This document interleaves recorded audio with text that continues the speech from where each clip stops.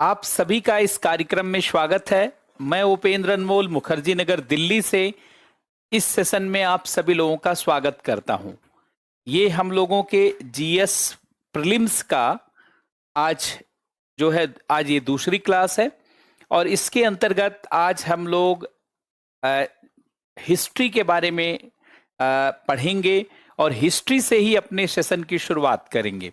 History में भी modern history के पार्ट को सबसे पहले समझेंगे, लेकिन उससे पहले पूरे हिस्ट्री के बारे में एक मूलभूत समझ बनाई जाए और हिस्ट्री को कैसे समझा जाए, कैसे पढ़ा जाए, उन सबको अच्छे से समझा जाए ताकि पूरे विषय वस्तु पर पकड़ हो सके।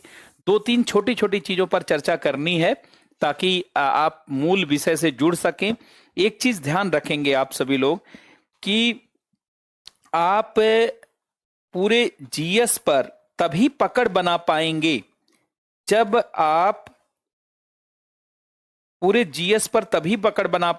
जब आप पूरे संदर्भ को समझेंगे।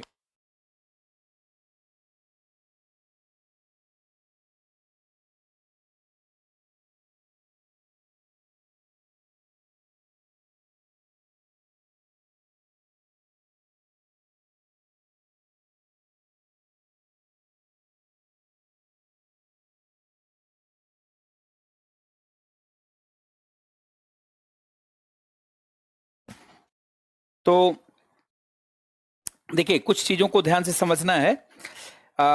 सबसे पहले तो देखिए, जीएस में बहुत सारे सेगमेंट हैं, हर सेगमेंट का अपना एक रोल है। कुछ ऐसे सेगमेंट हैं जो एग्जाम में बड़ा रोल रखते हैं, कुछ ऐसे सेगमेंट हैं जिसका थोड़ा सा कम रोल है, लेकिन जिसका पीटी में कम रोल है उसका मेंस में कई बार ज्यादा रोल है। इस प्रकार से मिला करके जानते हैं सारा पार्ट जो है अपनी भूमिकाओं का निर्वहन करता है, अपनी भूमिकाओं को अपने भूमिकाओं को साबित करता है कि भाई उसकी भूमिका है। सबसे पहले देखिए, दो चीजों पर मैं चर्चा कर दूं। अगर आप यूपीएससी को देखेंगे तो यूपीएससी का एक अलग नजरिया है, लेकिन अगर स्टेट पीएससी देखेंगे तो अलग अलग स्टेट पीएससी में जीएस के अलग अलग सेगमेंट की अलग अलग वैल्यू है। अगर मान लीजिए, जैसे एक मॉडल चर्चा करते हुए मैं आगे बढ़ता हूं, अगर आप यूपीएससी में देखेंगे, जरा ध्यान देंगे, थोड़ा 5 मिनट इस पर चर्चा करना है। सबसे पहले अगर मान लीजिए अगर आप यूपीएससी की बात की जाए तो यूपीएससी में हिस्ट्री से ज्यादा सवाल नहीं आता है। यूपीएससी में अगर आप देखेंगे तो हिस्ट्री से जो क्वेश्चन आता है वो टोटल क्वेश्चन जानते हैं 10 से 12 क्वेश्चन होता है। और इसी से जुड़ा हुआ एक पार्ट है कल्चर एंड हेरिटेज।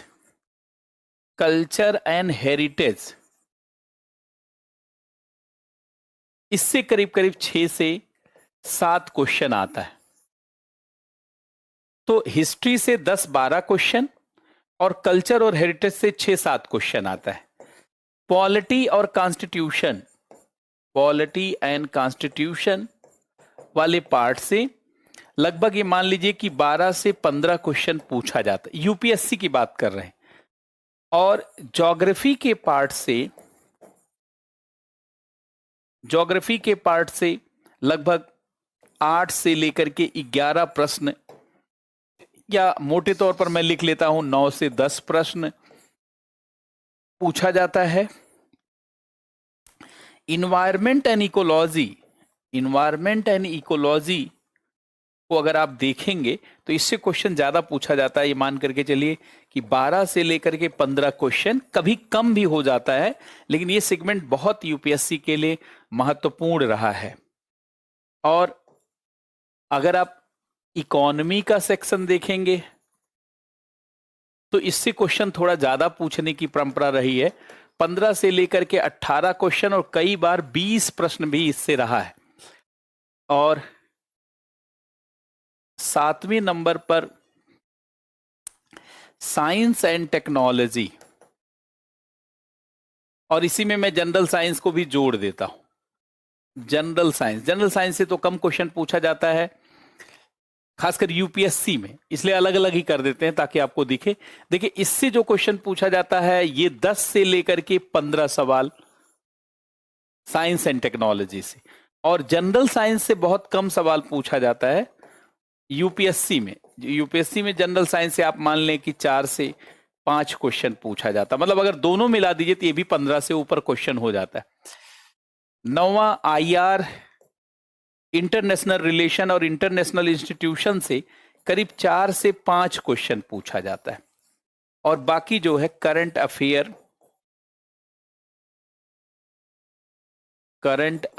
से लगभग 10 से लेकर के 15 क्वेश्चन पूछा जाता है। 10 से 15 क्वेश्चन, ये यूपीएससी में प्रश्न जो पूछा जाता है किस पार्ट से क्या वेटेज है, इसको ऐसे आप देख सकते हैं।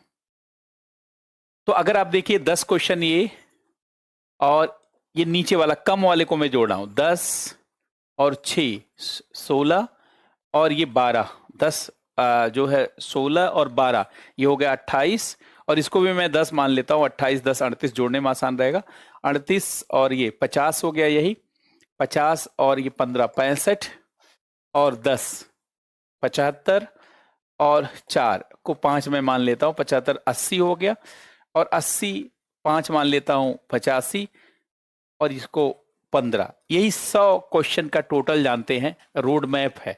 तो यूपीएससी में अगर आप देखेंगे तो सबसे ज्यादा क्वेश्चन पूछा जाता है इस सेगमेंट से, इकोनॉमी से। दूसरा सबसे बड़ा क्वेश्चन पूछा जाता है साइंस एंड टेक्नोलॉजी और जनरल साइंस से। तीसरा सबसे ज्यादा सवाल पूछा जाता है इन्वायरमेंट एंड इकोलॉजी से, और चौथा सबसे ज्यादा सवाल देखिए आप पॉलिटी से पूछा जाता है, देख रहे हैं। और इसके अलावा 5वां सबसे बड़ा सवाल आप देखेंगे तो ये दोनों मिला लीजिए, इससे पूछा जाता है, और फिर ज्योग्राफी से पूछा जाता है। यही पिछले 3-4 सालों का यूपीएससी में ट्रेंड रहा है। लेकिन अगर आप स्टेट एग्जाम की तैयारी कर रहे हैं, मान लीजिए यूपीपीसीएस की तैयारी कर रहे हैं या बीपीएससी की तैयारी कर रहे हैं, बीपीएससी आजकल खासकर पिछले 5-6 सालों में खूब चर्चा में रहा, क्योंकि बीपीएससी ने लगातार एग्जाम लिया और बहुत अच्छे से लिया, जिसके नाते चर्चा में आ गया था। लेकिन अब की बार बीपीएससी कैंसिल हो गया, फिर उसके दोबारा उसकी बदनामी होने लगी है, दबाव है, और अब ये चर्चा हो रही है और अंदर से तमाम बैठकें जारी हैं।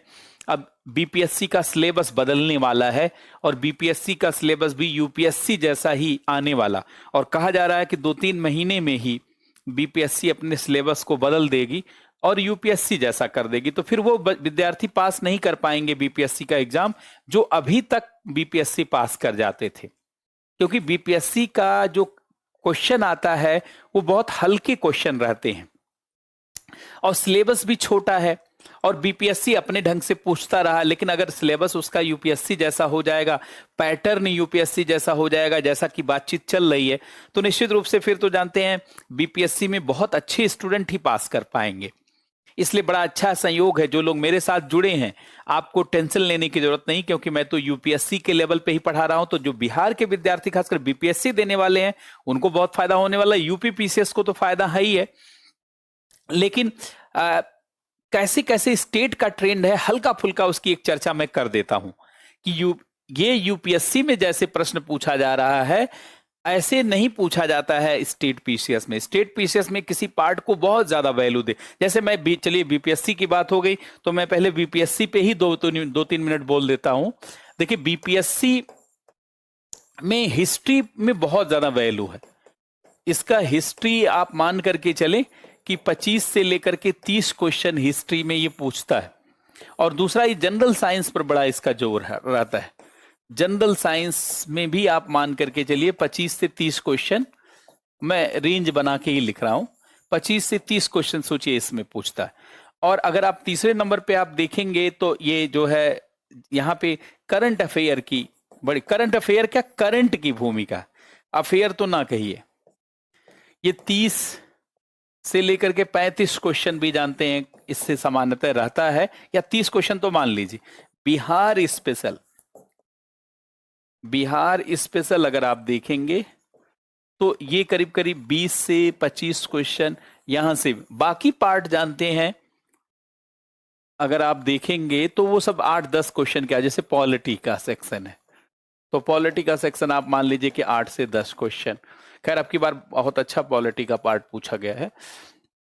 इकोनॉमी का पार्ट भी जानते, यही सब 8 से 10 क्वेश्चन का एक रेंज। और ऐसे ही ज्योग्राफी का पार्ट भी है, इसमें भी ऐसे ही 8 से 10 क्वेश्चन। बहुत ही आउटडेटेड पैटर्न इसका है। और इस मैथ भी पूछता है ये जीएस वाले पार्ट में, जो कि आगे चेंज हो जाएगा तो मैथ नहीं पूछा जाएगा फिर, और सीसेट आ जाएगा तो फिर सीसेट पूछा जाएगा। ये भी आप 8 से क्या 10 क्वेश्चन आता है यहाँ पे। तो आप देखिए ये इस तरीके से बीपीएससी में सवाल पूछे जाते हैं अभी तक जो इसका पैटर्न है। बात समझ रहे हैं, ये जो है अभी तक का इसका पैटर्न इस तरीके का है। और यूपी पीसीएस में अगर आप देखेंगे, यूपी पीसीएस, तो इसमें फिर वही है कि इकोनॉमी का सेक्शन, इन सब के सेक्शन की ज्यादा वैल्यू है। देखिए जैसे इकोनॉमी का सेक्शन है तो यहां पर 15 से 18 क्वेश्चन इकोनॉमी का रहता है। 3 ही पार्ट मिला करके पीटी को पास, 3 पार्ट अगर मिला दीजिए तो पीटी तभी पास किया जा सकता है जब इन पे पकड़ हो। अच्छा, और ये जनरल साइंस पे ज्यादा इसका भी फोकस रहता है। जनरल साइंस और साइंस एंड टेक्नोलॉजी पे तो कम सवाल पूछते हैं ये, लेकिन दोनों मिला दीजिए आप तो 15 क्वेश्चन, 15 से जानते हैं 20 क्वेश्चन तक रहता है। और अगर आप इन्वायरमेंट एंड इकोलॉजी को मिला दीजिए तो 30 क्वेश्चन तक पहुंच जाते हैं ये। इन्वायरमेंट एंड इकोलॉजी ये मान लीजिए कि 8 से 10 क्वेश्चन यहां भी पूछा जाता है। तो अगर आप 3 सेक्शन मिला दीजिए, 15 दूनी 30 और 10 40 क्वेश्चन मोटे तौर पर देखिए, 40 क्वेश्चन यहीं से ये लोग पूछ रहे हैं। इसके बाद इनका हिस्ट्री बहुत अच्छा पूछा जाता है और ज्यादा भी पूछते हैं ये। हिस्ट्री पर देखेंगे आप तो आप 15-20 क्वेश्चन पूछ लेते हैं, या 15 क्वेश्चन के आसपास, मतलब 15 प्लस लिखें, अब तो 20, पहले तो और भी पूछा जाता था। और पॉलिटी में भी यहां पर जोर है, ये भी आप 15 मान करके चलिए। ज्योग्राफी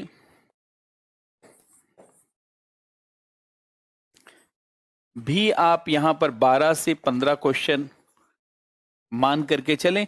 और इसके बाद करंट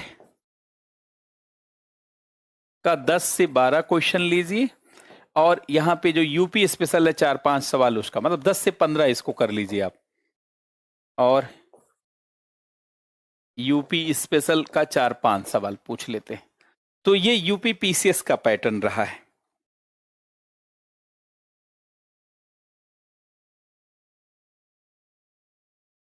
हाँ, अब तो जो आएगा तो वो देखेंगे आप।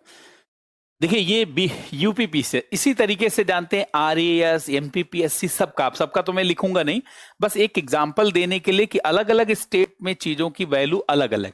लेकिन एक चीज आप ध्यान दे रहे होंगे कि हिस्ट्री की वैल्यू जानते हैं, यहां देखिए हिस्ट्री की वैल्यू बहुत कम तो कहीं नहीं है। जैसे यहां भी देखिए 15 के आसपास है वैल्यू, बीपीएससी में तो खैर बहुत ज्यादा ही वैल्यू दे दिया है। ये तो इतना वैल्यू अब आगे रहेगा नहीं, ये कम ही होगा। तो ये बीपीएससी में तो बहुत ज्यादा वैल्यू है। और यूपीएससी में आप देखिए तो यहां भी 10-12 क्वेश्चन की वैल्यू है, मतलब इसकी वैल्यू को कम करके नहीं आंका जा सकता। और अगर इस पार्ट को देखें, खैर ये एक अलग पार्ट है लेकिन हिस्ट्री से मिलता जुलता है। ये जब पढ़ेंगे तो आप बहुत इंजॉय करेंगे, क्योंकि इस पार्ट को पढ़ने से मेंस भी बहुत मजबूत होगा। तो अगर मैं दोनों पार्ट मिला लूं तो यहां भी कम भूमिका नहीं है। यहां भी आप कह सकते हैं कि 15 से लेकर 18 क्वेश्चन तो हिस्ट्री और उससे रिलेटेड दोनों मिला के है। मतलब हिस्ट्री एक अच्छा पार्ट है, इसको कभी भी इग्नोर करके एग्जाम पास नहीं किया जा सकता है। इसलिए मेरा आप सभी लोगों से आग्रह रहेगा कि हिस्ट्री के पार्ट को भी ध्यान देंगे, खासकर वो विद्यार्थी जिन्होंने बीटेक किया है, एमटेक किया है, बीएससी किया है, एमएससी किया है, या मेडिकल वाले किसी पार्ट से जानते हैं जिन्होंने ग्रेजुएशन किया है, कॉमर्स से पढ़ाई की है, उनका हिस्ट्री थोड़ा वीक होता है। और हिस्ट्री वीक होने के कारण वो जानते हैं 10-12 नंबर लूज कर जाते हैं। तो इसी नाते मैंने पहला जो पार्ट पढ़ाने का निर्णय लिया है वो हिस्ट्री ही लिया है, कि पूरा हिस्ट्री नहीं, पहले हिस्ट्री में भी एक अलग बात है, हिस्ट्री में भी अभी चर्चा करेंगे किस पार्ट से कितना सवाल आता है। तो हिस्ट्री एक अच्छा पार्ट है, और चूंकि शुरू में मैं अगर आपको साइंटिफिक ढंग से थोड़ा पढ़ा दूंगा तो आपका नजरिया भी बदल जाएगा, और जिनका आर्ट साइंस है, जिन्होंने हिस्ट्री पढ़ा होगा, वो और इंजॉय करेंगे, क्योंकि आप पढ़े होंगे लेकिन आप अपने ढंग से पढ़े होंगे या किसी टीचर के ढंग से। यहां जानते हैं हम लोग जो पढ़ेंगे वो एक नए ढंग से पढ़ेंगे, जिसके नाते आप इसमें भी बहुत अच्छी जानते हैं पकड़ बना ले जाएंगे।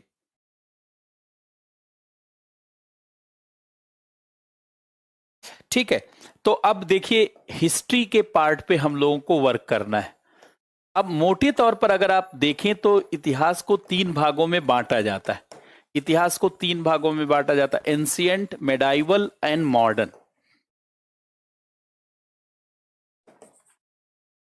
एंशिएंट हिस्ट्री,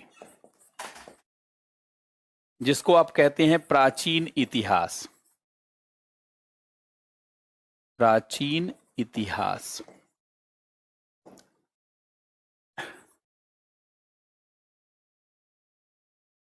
मेडाइवल हिस्ट्री, मध्यकालीन इतिहास। मध्यकालीन इतिहास। और मॉडर्न हिस्ट्री।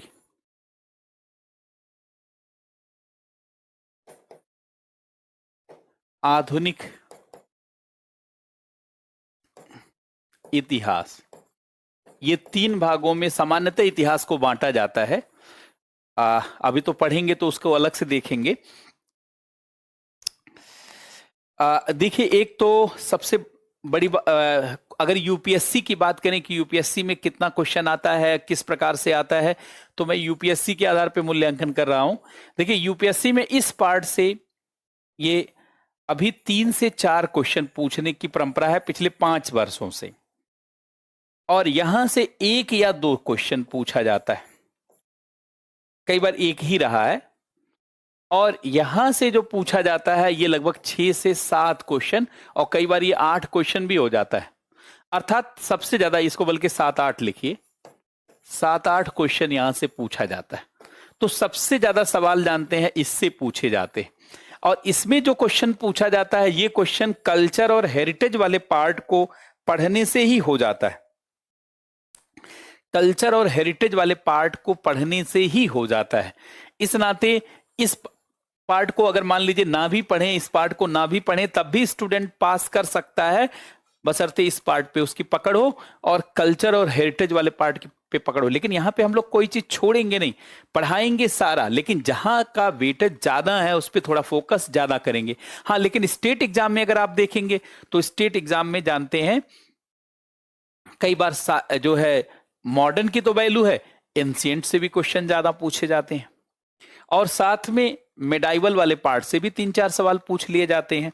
तो इस नाते सारी चीजों पे पकड़ बना के रखना है, सारी चीजों को समझना है, बहुत अच्छे से पढ़ना है, लेकिन पहले फोकस उन चीजों पर रखना है जहां से क्वेश्चन ज्यादा आता, क्योंकि जानते हैं ये हम लोगों की जो पढ़ाई है ये एग्जाम पास करने के लिए है, ये ज्ञान के लिए नहीं है। आपके पास चाहे जितना ज्ञान हो, अगर आप सफल नहीं होते हैं तो समाज में कोई वैल्यू नहीं रहेगी। लेकिन आपके पास कम ही ज्ञान हो, लेकिन आप एसडीएम बन जाते हैं, डिप्टी एसपी बन जाते हैं, आईएएस बन जाते हैं, आईपीएस बन जाते हैं, लोग आपकी चर्चा करेंगे, आपकी चर्चा होगी और कहा जाएगा कितना विद्वान लगता है, कितना विद्वान है ये व्यक्ति। और जबकि हो सकता है विद्वान कोई दूसरा व्यक्ति भी हो, लेकिन चूंकि एग्जाम वो नहीं पास कर पाया है तो उसका कोई मूल्य नहीं है, और पूरे जीवन में उसे कोई मूल्य मिलेगा भी नहीं। बाई चांस अगर उसने अपने आप को कहीं अलग तरीके से संघर्ष करके स्थापित नहीं किया तो समाज जानते हैं उसके बारे में बात नहीं करता है।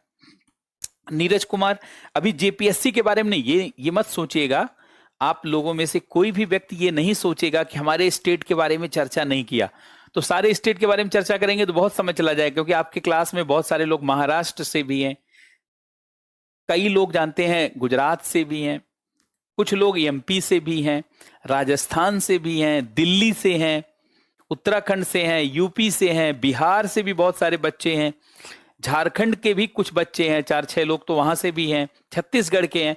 तो सारे की चर्चा अगर करेंगे तो समय खराब होगा, इसीलिए हमने आपको बता दिया हम लोगों का ये पैटर्न रहेगा एक मॉडल ये रहेगा और इसी मॉडल पर आगे बढ़ेंगे कि देखिए ये इतना पार्ट है। और फिर अलग से जब कभी होगा ना तो यूट्यूब पे मैं अलग अलग स्टेट की चर्चा कर दूंगा। यूट्यूब पर मैं अलग से चर्चा कर दूंगा कि भैया जेपीएससी का अलग से क्या है, या महाराष्ट्र पीसीएस का क्या है, गुजरात पीसीएस का अलग से गुजरात पीसीएस पे ले लेंगे क्लास, अलग से महाराष्ट्र पीसीएस पे ले लेंगे, अलग से राजस्थान पर भी ले लेंगे, अलग से एमपी पर भी, अलग से छत्तीसगढ़ पर भी, खासकर उत्तर भारत के जितने हिंदी भाषा भाषी राज्य हैं, महाराष्ट्र पुणे तक तो क्लास हिंदी में चलती ही है। बीपीएससी का ले लेंगे अलग से जानते जेपीएससी का भी ले लेंगे अलग से, यूपी पीसीएस का, तो वो सारी चीज कंप्लीट हो जाएगी। और हरियाणा का, बगल में हरियाणा का भी ले लेंगे, है कि नहीं। तो इस नाते ऐसे आगे बढ़ेंगे। अब देखिए सबसे पहले तो हिस्ट्री क्या है, अब हेडिंग डालिए और बिल्कुल नए पेज से पहले हेडिंग डालिए हिस्ट्री, इतिहास। सब लोग एक नया रजिस्टर बना लेंगे, सब लोग एक नया रजिस्टर बना लेंगे। और खासकर जैसे आप ऑफलाइन क्लासेस में आते हैं और नया जानते हैं, सब कुछ बनाकर रखते हो, वैसे ही एक नया रजिस्टर बना लीजिए मॉडर्न हिस्ट्री। और सब छोटे छोटे पतले पतले रजिस्टर बनाइए ताकि उसको लेकर के चलिए, घूमिए, टहलिए, रिवाइज करिए, आसानी हो। मतलब 150-200 पेज से ज्यादा का रजिस्टर नहीं बनाना है, क्योंकि जब कोई चीज भारी हो जाती है ना तो आप उसे फिर रिवाइज नहीं करते, भारी लगता है। इसलिए छोटे छोटे रजिस्टर बना करके जानते हैं चीजों को आगे ले चलना है। चर्चा कर लेंगे इन सब का भी।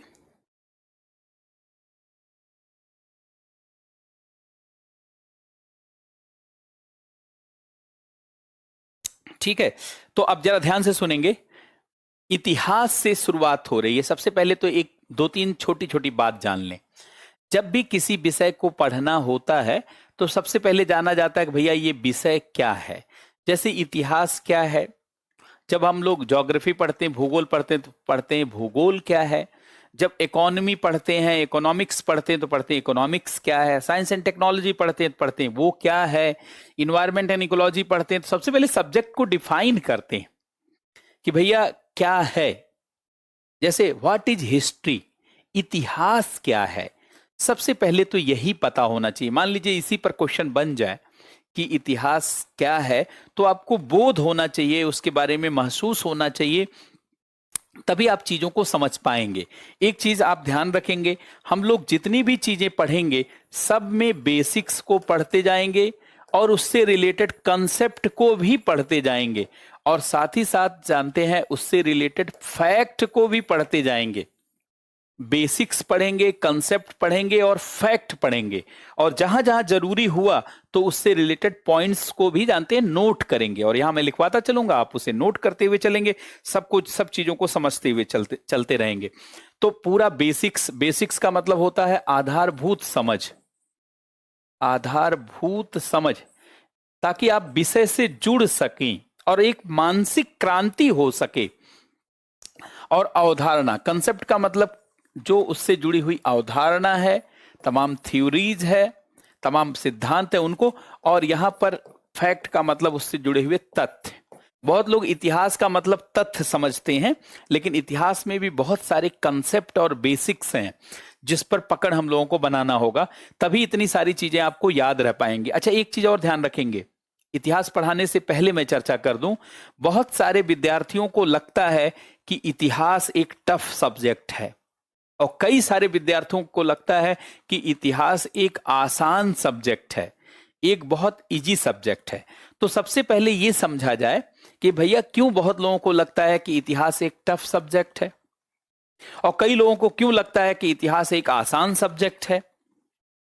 तो एक चीज ध्यान रखेंगे, देखिए इतिहास के बारे में दोनों चर्चा है, इतिहास के बारे में दोनों चर्चा की जाती है। कुछ लोगों को लगता है कि इतिहास आसान विषय है, ये बहुत सारे लोगों को लगता है, और आप लोग पढ़ेंगे तो आपको भी लगेगा बाद में कि आसान है। अच्छा, कुछ लोगों को लगता है इतिहास बहुत टफ विषय है, कठिन विषय है, खासकर जो लोग इंजीनियरिंग बैकग्राउंड के हैं, साइंस बैकग्राउंड के हैं, सोचते हैं इतने सारे फैक्ट कैसे याद होगा। अरे सारा आपको याद होगा, अभी पढ़िए तो। इतना इंटरेस्टिंग है, इतना सिस्टमैटिक है कि आपको सब चीज पता चल जाएगा। इतिहास आसान विषय है। दूसरा इसके बारे में चर्चा है कि इतिहास कठिन विषय है। इतिहास एक कठिन विषय है, ये दोनों इसके बारे में चर्चा है। अब जरा ध्यान दें, इतिहास जो लोग मानते हैं कि इतिहास एक आसान विषय है, उनके इस मानने का आधार भी है, इस मानने का एक तथ्य भी है। क्या तथ्य है? कि जानते सारे विषय बदलते रहते हैं, लेकिन इतिहास बदलता नहीं है। इतिहास बीती हुई घटनाओं का अध्ययन है, इसमें कोई करंट अफेयर ही नहीं है। पॉलिटी पढ़ेंगे उसमें करंट अफेयर है, क्योंकि तमाम विधेयक संसद में पास होते हैं, प्रस्तुत किए जाते हैं, लोकसभा राज्यसभा में डिस्कशन होता है, राष्ट्रपति साइन करता है, संविधान संशोधन हो जाता है, कई चीजों पर चर्चा चल रही होती है। तो पॉलिटी में भी करंट अफेयर का पार्ट है, ज्योग्राफी में भी करंट अफेयर है, क्योंकि बहुत सारे स्थान, घटनाएं, संदर्भ, अध्ययन बदल जाता। मानसून पे नई स्टडी आ गई तो उसका भी जानते हैं, उसमें करंट अफेयर घुस गया। इकोनॉमी तो पूरा करंट अफेयर है ही है। साइंस एंड टेक्नोलॉजी में तमाम टेक्नोलॉजिकल डेवलपमेंट होता है, उसमें भी करंट अफेयर है। इन्वायरमेंट एंड इकोलॉजी में भी करंट अफेयर है। लेकिन एकमात्र ऐसा विषय इतिहास है जिसमें कोई करंट अफेयर नहीं है। और करंट अफेयर नहीं होने के कारण, ध्यान से सुनेंगे, इसमें कोई करंट अफेयर नहीं होने के कारण यह बदलता नहीं है। और यह विषय जब बदलता नहीं है तो इसका मतलब एक बार नोट्स बना करके पढ़ लिया जाए, बस काम खत्म।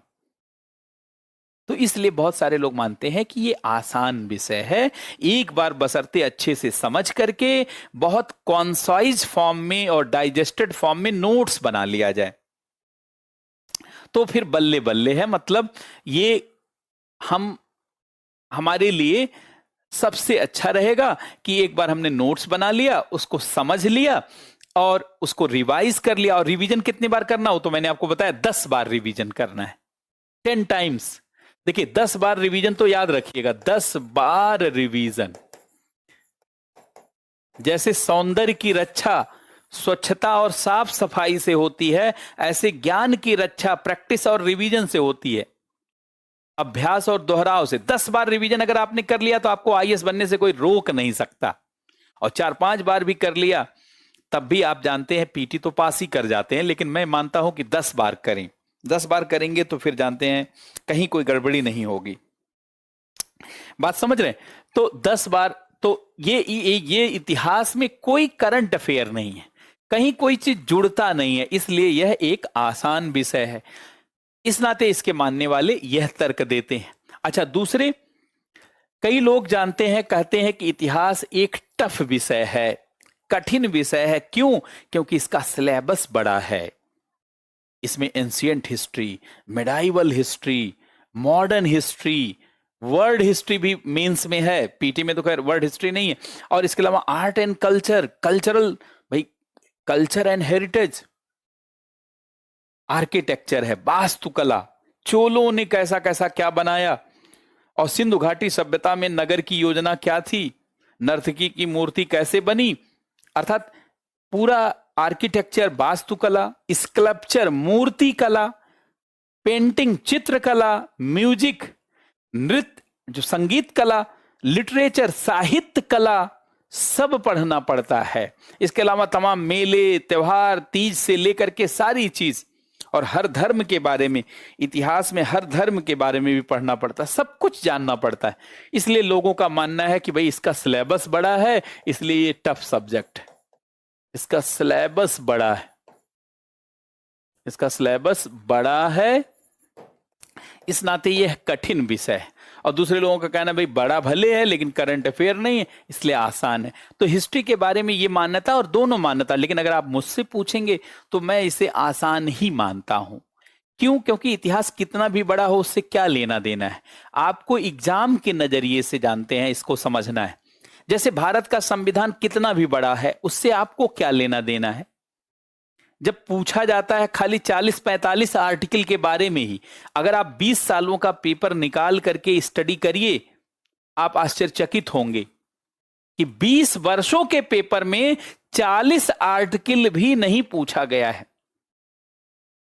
तब आपका दिमाग ठनकेगा कि भाई पूरे कॉन्स्टिट्यूशन से हमें क्या लेना देना।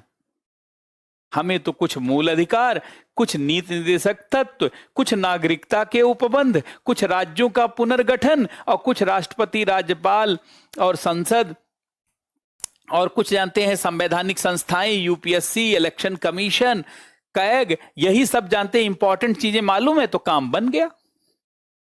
कोई आपको वेणुगोपाल तो बनना नहीं है कि वेणुगोपाल अटॉर्नी जनरल। तो कोई चीज टफ होने से क्या लेना। मान लीजिए साइंस बहुत टफ है तो आपको क्या दिक्कत है, आपको साइंस से क्या लेना है। कोई आपको रॉकेट साइंस तो पढ़ना नहीं है, या कोई आपको रॉकेट बनाना नहीं है। आपको एग्जाम की दृष्टि से पढ़ना है, और अपने एग्जाम की दृष्टि से हमारा क्या जो है जरूरत है उसके लिए अपने आप को तैयार करना है। इसलिए हमारे लिए क्या, भाई मैथ कितना भी टफ हो आपको क्या लेना। आपको जो क्वेश्चन पूछा जाता है वो 15-20 प्रकार का क्वेश्चन पूछा जाता है सी सेट में, तो फिर यूपीएससी का मैथ हलवा है। रीजनिंग बहुत टफ हो, उससे क्या लेना देना जब आपका 10-12 प्रकार का ही प्रश्न पूछा जाता है। कोई चीज टफ और आसान ये सब नहीं। हाँ, हमारा जो उद्देश्य है, हमारी जो जरूरत है उसके अनुसार क्या, यही नजरिया जानते हैं। एक विद्यार्थी को सबसे पहले यही नजरिया बनाना है। पढ़ाई करते समय स्टूडेंट की तरीके से नहीं पढ़ना है, पढ़ाई करते समय टीचर की तरीके से पढ़ना है कि भैया यहां से क्वेश्चन आता है, ये टॉपिक महत्वपूर्ण है, और यहां से ये इस पार्ट से सवाल आता है। इस तरीके से पढ़ने की जरूरत है। अर्थात स्टूडेंट की तरीके से नहीं पढ़ने की जरूरत है। कंपटीशन के एग्जाम में स्टूडेंट की तरीके से नहीं पढ़ा जाता, ज्ञान की दृष्टि से नहीं पढ़ा जाता, सफलता पाने की दृष्टि से पढ़ा जाता। हां, आवश्यक ज्ञान भी जरूरी है, कंसेप्ट और बेसिक्स भी जरूरी है, लेकिन सफलता को ध्यान में रखते हुए, टारगेट को ध्यान में रखते हुए। नहीं तो इतिहास में अगर मान लीजिए मैं 20 दिनों में 15 दिनों में मॉडर्न हिस्ट्री आपको पढ़ाया, तो जिन्होंने पीएचडी किया होगा उनको हमसे बहुत ज्यादा मालूम होगा, लेकिन फिर भी वो यूपीएससी का सवाल नहीं कर पाएंगे जिन्होंने पीएचडी किया होगा, क्योंकि इस ओरिएंटेशन से उन्होंने इसको नहीं समझा होगा। और जब इस ओरिएंटेशन से नहीं समझा होगा तो इसको नहीं महसूस कर पाएंगे। जब तक नजरिया नहीं बदलता तब तक नजारा नहीं बदलता। मान लीजिए आपको राष्ट्रगान याद है, लेकिन फिर भी मैं सवाल पूछूंगा और आपका क्वेश्चन गलत हो जाएगा। कैसे इंटरव्यू में वही सेम राष्ट्रगान आपको पता है, बचपन से आप जनगण मन अधिनायक जय हे भारत भाग्य विधाता पूरा पढ़ते हुए आ रहे हैं, लेकिन इंटरव्यू में कहते हैं 7वीं लाइन सुनाइए और 11वीं लाइन सुनाइए, बस हो गया काम। आपको लगता है 7वीं लाइन कब आई थी, 7वीं लाइन कब आई थी, 11वीं लाइन। या उन्होंने कह दिया कि राष्ट्रगान में कितनी लाइन है, कितनी पंक्तियां हैं, बस हो गया काम तमाम। क्योंकि आपने कभी सोचा ही नहीं कि कितनी लाइन है, और आपने कभी ध्यान दिया ही नहीं कि 7वीं लाइन क्या है, और आपने कभी ध्यान दिया ही नहीं कि जय हे शब्द कितनी बार आया है, और आपने जय जय जय जय जय हे जय शब्द कितनी बार आया। अब इस नजरिए से अगर पढ़ा होगा तो आपका क्वेश्चन सही हो जाएगा। ये कोई ज्ञान की जरूरत नहीं है। यहां ज्ञान की क्या जरूरत है, यहां नजरिए की जरूरत है। किस नजरिए से जानते हैं आप किसी विषय वस्तु को देख रहे हैं, जिस नजरिए से देख रहे होंगे उसी के अनुसार आप पारंगत होंगे। इसी नाते मेरा आप सभी लोगों से आग्रह रहेगा, निवेदन रहेगा कि ज्ञान की दृष्टि से नहीं पढ़ना है। यूपीएससी का ओरिएंटेशन है क्या, और उसका पूछने का ढंग, नेचर ऑफ क्वेश्चन क्या है, किस तरीके से यूपीएससी क्वेश्चन पूछता है, या जिस स्टेट का आप एग्जाम देना चाहते हैं। क्योंकि मैं तो सारे स्टेट को भी ध्यान में रखूंगा, मतलब सिविल सेवा का क्या नजरिया है स्टेट सिविल सर्विसेज का, और यूपीएससी का क्या नजरिया है, उस नजरिए से वो टॉपिक क्लियर है क्या। अगर क्लियर है तो फिर बहुत अच्छा है। और अगर नहीं क्लियर है तो फिर बेकार है। देखिए, सिविल सर्विसेज का एक नजरिया है, चाहे वो स्टेट पीसीएस हो चाहे यूपीएससी हो, लेकिन अब एसएससी का एक अलग नजरिया है, रेलवे का एक अलग नजरिया है। हाँ, विषय वस्तु की समझ है तो कई बार आप जानते हैं 90% क्वेश्चन का जवाब तो दे ले जाते हैं, लेकिन वही 10% क्वेश्चन जो घुमा करके पूछा जाता है, वहीं से बात बिगड़ जाती है, वहीं से बात बिगड़ जाती है और सब चीज खराब हो जाती। इसी नाते उस तरीके से पढ़ना है। अब देखिए, सबसे पहले ध्यान से सुनेंगे। अब मैं पढ़ाना शुरू कर रहा हूं, आप हेडिंग डालिए, पहले हिस्ट्री लिखिए, इतिहास। देखिए, इतिहास क्या है, सबसे पहले यह समझने की आवश्यकता है कि भैया इतिहास है क्या, व्हाट इज हिस्ट्री। देखिए देखिए, हिस्ट्री क्या है, इतिहास क्या है, ध्यान से सुनेंगे। इतिहास मानव सभ्यता, मानव समाज के बीती हुई घटनाओं का अध्ययन है। अर्थात जो घटनाएं बीत चुकी हैं उसी का अध्ययन इतिहास कहलाता है। जो घटनाएं बीत चुकी हैं, लेकिन ध्यान से सुने, घटनाओं का कोई भी अध्ययन इतिहास नहीं कहलाता। मानव सभ्यता, मानव समाज की बीती हुई घटनाओं का निरंतरता के साथ, कंटिन्यूटी के साथ अध्ययन इतिहास कहलाता। मैं लिखता हूं, आप भी लिखेंगे। मानव समाज या मानव सभ्यता, या ऐसे लिख देते हैं, या मानव सभ्यता की भूतकाल, मतलब पास्ट, मानव सभ्यता या मानव समाज के भूतकाल की घटनाओं का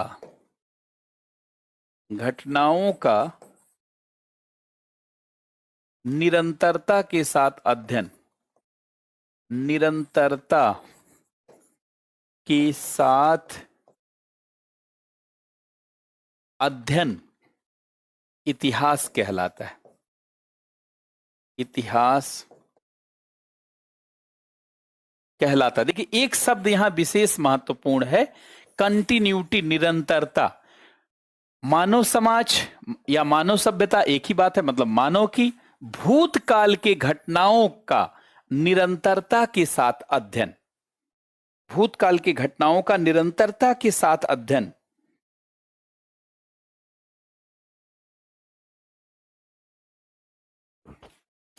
मानव, पहले नोट करेंगे, मानव समाज या मानव सभ्यता के भूतकाल की घटनाओं का निरंतरता के साथ अध्ययन। History is the study of past, लेकिन निरंतरता के साथ अध्ययन। मानव समाज या मानव सभ्यता के भूतकाल की घटनाओं का निरंतरता के साथ अध्ययन। कैसे अध्ययन, किस प्रकार से अध्ययन? ताकि मानव सभ्यता या मानव समाज में होने वाले भूतकाल के राजनैतिक परिवर्तन, आर्थिक परिवर्तन, सामाजिक परिवर्तन, सांस्कृतिक परिवर्तन, तकनीकी परिवर्तन, पर्यावरणीय परिवर्तन आदि सभी को रेखांकित किया जा सके। तो मानव समाज के भूतकाल के घटनाओं का निरंतरता के साथ अध्ययन इतिहास कहलाता है। पहले इतनी बात को समझेंगे। मतलब मैं यहां पे ब्रीफ कर दूं, मैं यहां पे ब्रीफ करूं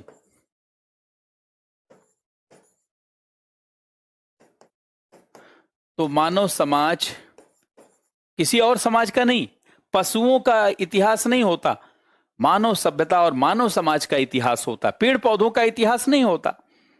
वो इतिहास यहां हिस्ट्री का पार्ट नहीं है। हिस्ट्री में वही इतिहास है जो मानव सभ्यता, मानव समाज के बीती हुई घटनाओं से जुड़ा हुआ है। मानव समाज की व्यतीत या अतीत एक ही बात। मानव समाज के व्यतीत घटनाओं, व्यतीत या भूतकाल एक ही बात है, व्यतीत घटनाओं का निरंतरता के साथ अध्ययन। आप जरा ध्यान से सुनेंगे, निरंतरता के साथ इस प्रकार से अध्ययन ताकि भूतकाल में हुए राजनैतिक परिवर्तन, पॉलिटिकल चेंज, राजनैतिक परिवर्तन, आर्थिक परिवर्तन, सामाजिक परिवर्तन, सांस्कृतिक परिवर्तन, तकनीकी परिवर्तन, पर्यावरणीय परिवर्तन, वैश्विक परिवर्तन आदि को रेखांकित किया जा सके कि क्या राजनैतिक परिवर्तन हुआ। जब मैं राजनैतिक परिवर्तन की बात यहां कर रहा हूं तो विचारधाराओं का क्या परिवर्तन रहा। जैसे पहले भारत में कुछ ऐसे शासक हुए जो हिंदू धर्म को मानते थे, बाद में बौद्ध धर्म को मानने वाले शासक आए, कुछ जैन धर्म को भी मानने वाले शासक आए, बाद में तमाम मुस्लिम शासक आ गए, फिर अंग्रेज आ गए। तो राजनैतिक परिवर्तन हो रहा है और राजनैतिक परिवर्तन विचारधारा आधारित होता है। जैसे वर्तमान में बीजेपी का शासन चल रहा है तो एक राजनैतिक परिवर्तन, एक अलग विचारधारा है। कांग्रेस का शासन था तो एक अलग विचारधारा थी। तो जब हम इतिहास पढ़ रहे हैं, मानव समाज का इतिहास अर्थात बीती हुई घटनाओं का निरंतरता के साथ अध्ययन कर रहे हैं, तो इसमें इस बात को विशेष रूप से ध्यान रखा जाता है कि अध्ययन इस प्रकार से हो कि राजनैतिक परिवर्तन रेखांकित हो सके, आर्थिक परिवर्तन रेखांकित हो सके, सामाजिक परिवर्तन रेखांकित हो सके, सांस्कृतिक परिवर्तन रेखांकित हो सके, तकनीकी परिवर्तन रेखांकित हो सके, पर्यावरणीय। मान लीजिए मैं आपसे सवाल पूछूं, या मेंस में भी कई बार सवाल आता है कि मौर्य काल में महिलाओं की दशा, मौर्य काल में महिलाओं की दशा गुप्त काल की तुलना में कैसी थी, चर्चा कीजिए। तो महिलाओं की दशा के लिए सामाजिक परिवर्तन जानना पड़ेगा कि समाज में महिलाओं की दशा क्या थी। तो आप सामाजिक अगर परिवर्तन नहीं जान रहे होंगे तो इस क्वेश्चन को आप लिख नहीं सकते, या पीटी में ही क्वेश्चन आ गया तो आप उसे बता नहीं सकते। तो सबसे पहले एक बिंदु को जान लें कि मानव समाज के व्यतीत घटनाओं का निरंतरता के साथ अध्ययन इतिहास कहलाता है। लेकिन इतिहास से समझा क्या जाता है? राजनैतिक परिवर्तन, आर्थिक परिवर्तन, सामाजिक परिवर्तन, सांस्कृतिक परिवर्तन, तकनीकी परिवर्तन, पर्यावरणीय परिवर्तन, वैश्विक परिवर्तनों को यही जानते हैं इतिहास का उद्देश्य रहता है। इसीलिए शुरू में पढ़ाया जाता है इतिहास क्या है और इतिहास को प्रभावित करने वाले कारक, यही कारक इतिहास को प्रभावित करते हैं। लेकिन जरा ध्यान से सुनेंगे। अब देखिए एक चीज क्लियर हो रहा है, थोड़ा मैं धीरे धीरे चलूंगा, इसलिए शुरू में आप ध्यान रखेंगे। जहां तेजी से निकलना वहां तेजी से, जहां धीरे निकलना है वहां धीरे धीरे। तो देखिए इतिहास क्या है कि मानव के व्यतीत या भूतकाल की घटनाओं का निरंतरता के साथ अध्ययन इतिहास है। लेकिन इतिहास को प्रभावित करने वाले कारक, भाई इतिहास को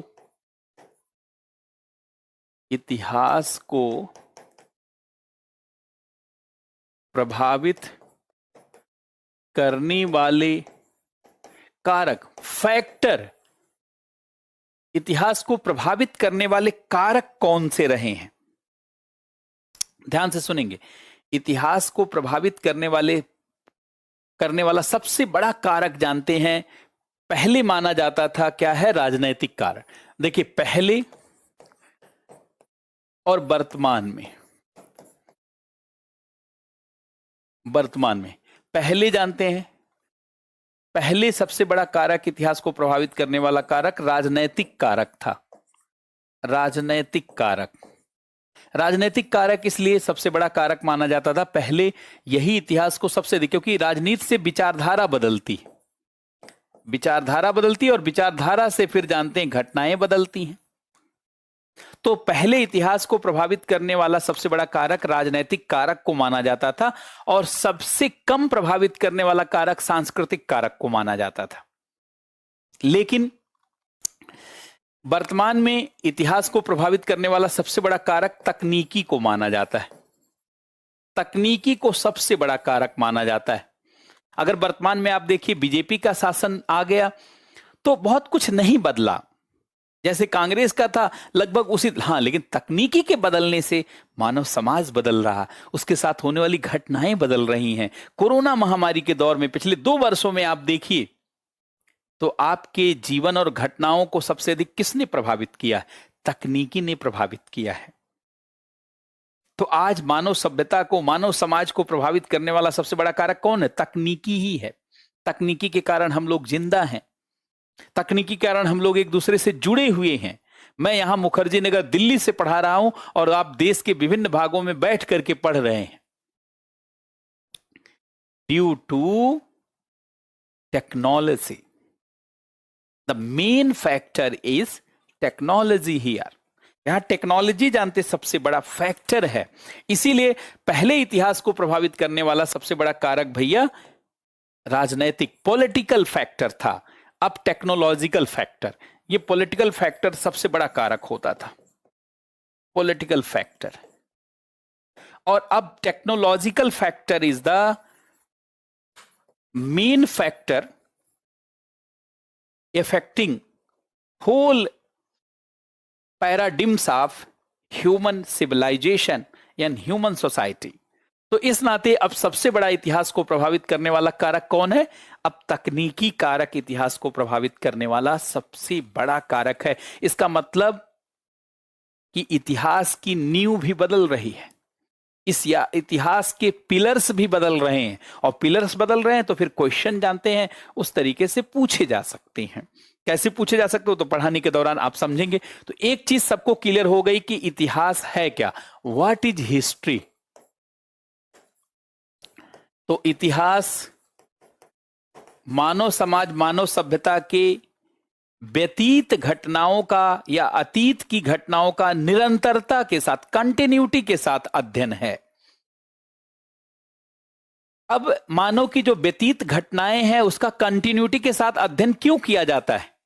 ताकि मानव समाज में होने वाले राजनैतिक परिवर्तनों को, आर्थिक परिवर्तनों को, सोशल चेंजेस को, सामाजिक परिवर्तनों को, कल्चरल चेंजेस, सांस्कृतिक परिवर्तनों को, इन्वायरमेंटल चेंजेस, पर्यावरणीय परिवर्तनों को, ग्लोबल चेंजेस, वैश्विक परिवर्तनों को, कल्चरल चेंजेस, सांस्कृतिक परिवर्तनों को समझा जा सके। जैसे सिंधु घाटी की सभ्यता, इंडस वैली सिविलाइजेशन। और सिंधु घाटी की सभ्यता को जब आप पढ़ते हैं तो आप क्या समझते हैं कि सिंधु घाटी की सभ्यता के दौरान उस समय का समाज कैसा था, आर्थिक और सामाजिक विकास कैसा था, सांस्कृतिक विकास कैसा, नर्तकी की मूर्ति, कांसे की मूर्ति। और उस दौरान जो ट्रेड था, कॉमर्स था, व्यापार और वाणिज्य कैसा था।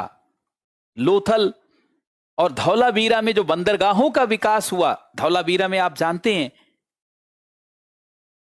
मॉल कल्चर था। जो मॉल कल्चर आज है, धौलावीरा में मॉल पाया गया है। और कालीबंगा आप देख रहे हैं, वहां पे कच्ची ईंट से मकान बनाया गया। और चहुंदड़ो, मोहनजोदड़ो, हड़प्पा, इन सब जगहों पर पक्की ईंट से मकान बनाया गया, निर्माण किया गया। लेकिन लोथल और धौलावीरा में आप देखेंगे पत्थरों से निर्माण किया गया। वो सारा निर्माण जानते थे, सारा architectural development, architectural science and engineering पर उनकी पकड़ थी। और जहां जिस तरीके की जरूरत थी वहां उस तरीके का निर्माण करते थे वो लोग। और पर्यावरण के पहलुओं को आत्मसात किए हुए थे। इन्वायरमेंटल एंड इकोलॉजिकल बैलेंस उनको पता था। और आपको सबको पता होगा, इतिहासकार भी इस बात को लेकर के सहमत हैं कि सिंधु घाटी सभ्यता का जो डिजोल्यूशन हुआ है वो माना ही जाता है कि ड्यू टू इन्वायरमेंटल इम्बैलेंस, अर्थात पर्यावरणीय असंतुलन के कारण ही जो है ये सभ्यता प्रभावित हुई है। इसका मतलब इतिहास से बहुत सारी चीजों का बोध होता है। अब इतिहास और लिटरेचर में अगर आप अंतर देखें कि इतिहास और साहित्य में क्या अंतर है, तो साहित्य भी समाज का ही अध्ययन है। इतिहास समाज के बीती हुई घटनाओं का निरंतरता के साथ अध्ययन है, और साहित्य रिटन डॉक्यूमेंट जो है, जो रिटन वर्क है, उसका अध्ययन है। साहित्य में क्या करते हैं, जो लिखी गई चीजें हैं सिर्फ उसका अध्ययन है, निरंतरता के साथ इसमें अध्ययन नहीं है। इसमें जो मानव समाज के साथ जो परिवेश रहा है, मानव समाज जिस प्रकार का रहा है, सिर्फ उसका जो उपलब्ध दस्तावेज होता है उसके माध्यम से किया गया अध्ययन लिटरेचर कहलाता है। लेकिन मानव समाज, मानव सभ्यता का निरंतरता के साथ, अर्थात देखा जाए तो यह भी देखिए, यह भी मानव समाज का अध्ययन है, लेकिन निरंतरता के साथ, निरंतरता के साथ है। और यह मानव समाज का अध्ययन है, लेकिन निरंतरता के साथ नहीं है। मानव समाज का अध्ययन है, लेकिन इसमें निरंतरता नहीं पाई जाती। जैसा किसी कवि ने लिख दिया, जैसा किसी लेखक ने लिख दिया, जैसे किसी राजा ने लिखवा दिया, बस वैसा ही पढ़ लेना साहित्य कहलाता है। लेकिन साहित्य इतिहास नहीं हो सकता। हां, साहित्य इतिहास के अध्ययन का एक स्रोत हो सकता है। इतिहास के अध्ययन के बहुत सारे स्रोत हैं, साहित्य भी है, साहित्य भी है, बात समझ रहे हैं। इसके अलावा पुरातात्विक स्थल भी है जहां खुदाई की जाती है, तमाम और भी स्रोत हैं, उन सब पे बात होगी। अर्थात इतिहास मानव समाज का निरंतरता के साथ अध्ययन है, ताकि राजनैतिक, सामाजिक, आर्थिक सारे परिवर्तनों को रेखांकित किया जा सके। और लिटरेचर सिर्फ मानव समाज का जितना चीज रिटन है, लिखी गई है, उतने ही चीजों का अध्ययन है। इसमें कोई निरंतरता जरूरी नहीं है। तो एक पॉइंट तो सबका ये क्लियर हो गया। अच्छा, अब जरा ध्यान से सुनेंगे। पहले हिस्ट्री को, पहले इतिहास को आप समझें। इतिहास में मानव समाज के व्यतीत घटनाओं का निरंतरता के साथ अध्ययन है, लेकिन निरंतरता के साथ अध्ययन किस प्रकार से है, इसको लेकर इतिहासकारों ने इतिहास को पहले 3 भागों में बांटा। एक को कहा प्री हिस्ट्री, जिसको आप प्राग ऐतिहास कहते हैं। प्राग या प्राग ऐतिहासिक या प्राग ऐतिहासिक, मैं ऐसे लिख रहा हूं अलग करके, प्राग ऐतिहासिक। और प्री हिस्ट्री एज अगर मैं लिख दूं तो प्राग ऐतिहासिक काल। पहले मैं 3 कालों में बांट देता हूं। प्राग ऐतिहासिक काल, ये पहला काल हो गया, प्राग ऐतिहासिक, ये पहला हो गया। और दूसरा है proto history age, proto history या historical age, proto history age, अलग अलग करके लिख रहे हैं ताकि ये आद्य ऐतिहासिक काल, और इसके बाद हिस्ट्री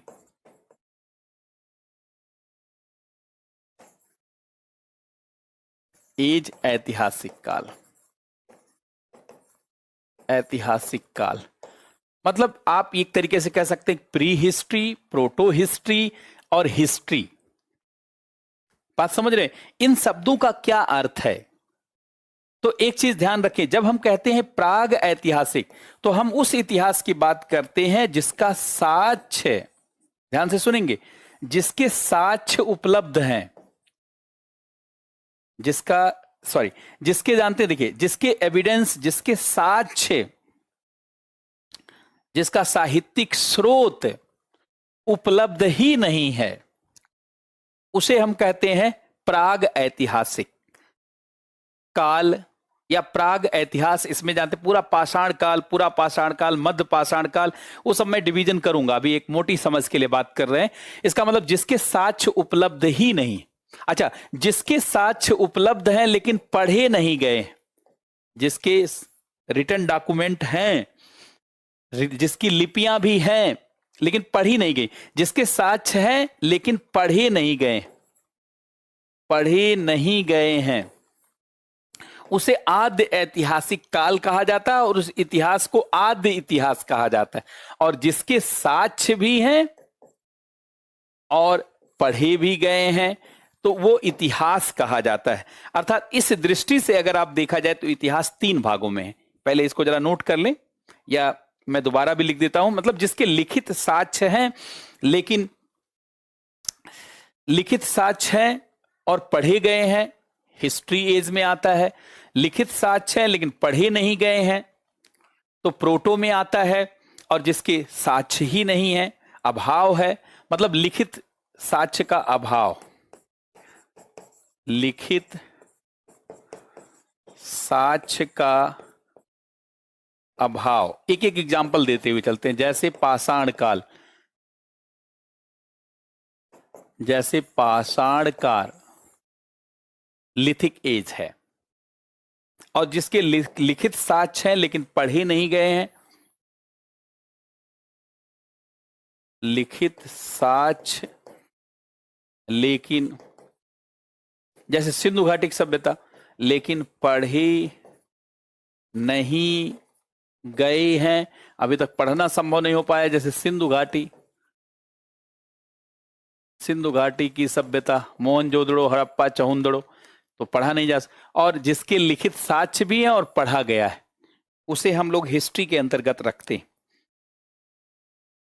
तो यहां पर देखिए ऐसे बना लेते हैं, ये चार्ट तैयार कर लीजिए ताकि रिवीजन में आसानी हो। देखिए इतिहास, अब जरा ध्यान दें। देखिए एक तो है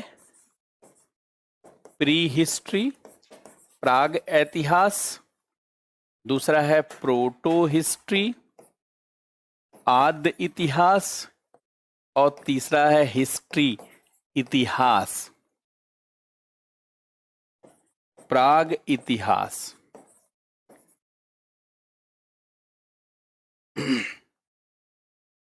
लिखित साक्ष्य नहीं, लिखित साक्ष्य नहीं उपलब्ध, ये हो गया लिखित साक्ष्य नहीं उपलब्ध, ये आद्य इतिहास, आद्य इतिहास।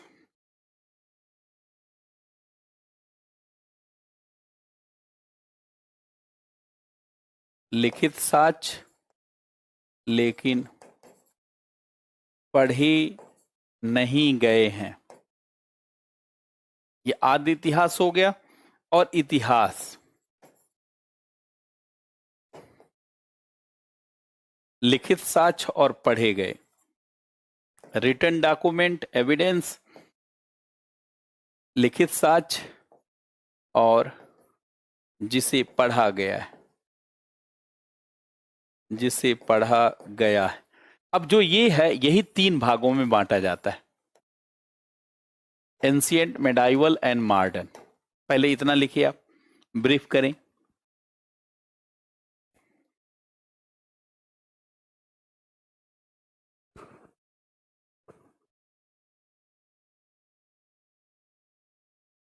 अब जो ये हिस्ट्री है, इतिहास, इसी को 3 भागों में बांटते हैं।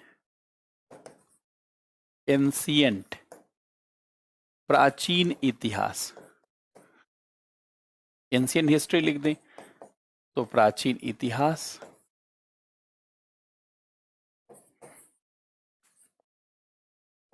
मेडाइवल हिस्ट्री, मध्य इतिहास,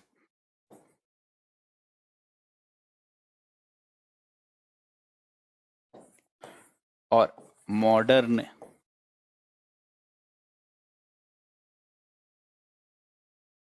आधुनिक इतिहास।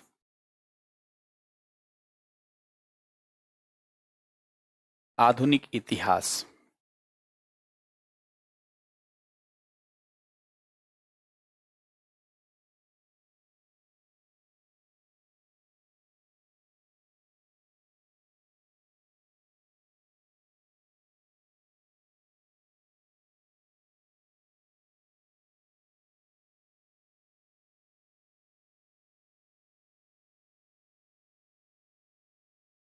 तो इतिहास अर्थात जिनके लिखित साक्ष्य हैं और पढ़े गए हैं, उनको ये 3 भागों में, जिनका लिखित साक्ष्य है और जिन्हें पढ़ा गया है, उनका ये डिवीजन है, उनका ये डिवीजन है। और अगर इनका भी बंटवारा जानना चाहते हैं तो एक तो देखिए, पहली बात तो मेरे पास शायद चार्ट है यहाँ पे, क्या देखता हूं, नहीं तो अभी बनाएंगे, उससे आपको पता चल जाएगा। पहले तो ये इसको नोट कर लीजिए, फिर अभी इसी में आगे बढ़ते हैं। जिसका लिखित साक्ष्य है और जिन्हें पढ़ा गया है।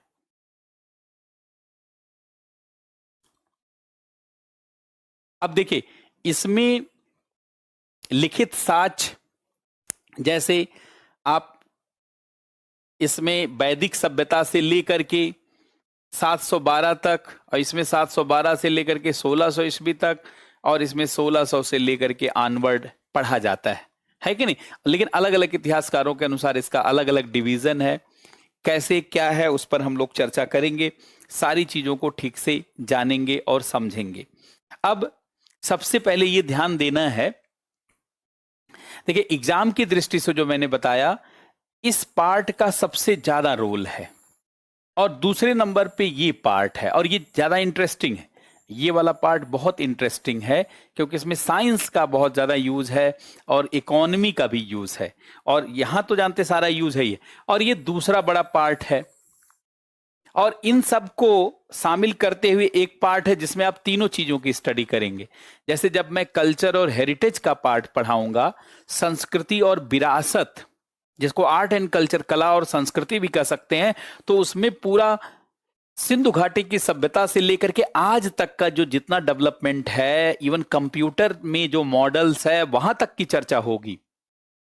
अर्थात मधुबनी पेंटिंग और मंजूसा पेंटिंग से लेकर के अजंता एलोरा की गुफाओं पे जो चित्र है, वहां से लेकर के आज के कंप्यूटर में जानते हैं जो मॉडल्स है, या जो कुछ डेवलपमेंट है, या मोबाइल में आप तमाम पिक आर्ट पे बना लेते हैं और बहुत सारा बना लेते हैं, वहां तक की चर्चा है। क्योंकि यूपीएससी जब सवाल पूछता है तो उसका लेवल जो होता है वो पुराने और नए को मिलाते हुए कई बार मिक्स कर देता है, जिसके नाते इतिहास पढ़ने वाले लोग भी वहां पर सही से क्वेश्चन सही नहीं कर पाते।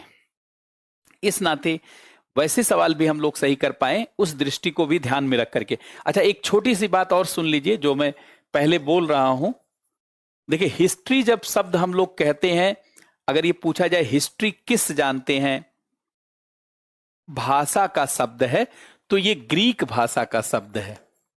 ये ग्रीक वर्ड हिस्टोरिया से बना है। ये ग्रीक वर्ड हिस्टोरिया से बना हुआ है। ग्रीक वर्ड हिस्टोरिया, इसी से हिस्ट्री शब्द बना है। ये ग्रीक, सॉरी वर्क लिख दिया, वर्ड लिखना चाहिए था। ग्रीक शब्द है, मतलब ग्रीक भाषा का शब्द है ये हिस्टोरिया, जिसका मतलब क्या होता है, ध्यान से सुने। हिस्ट्री जो शब्द है ये ग्रीक भाषा का शब्द है, जिसका अर्थ होता है नॉलेज फ्रॉम इंक्वायरी, जांच पड़ताल से ज्ञान। इसका मतलब क्या होता है, knowledge from inquiry, knowledge from inquiry.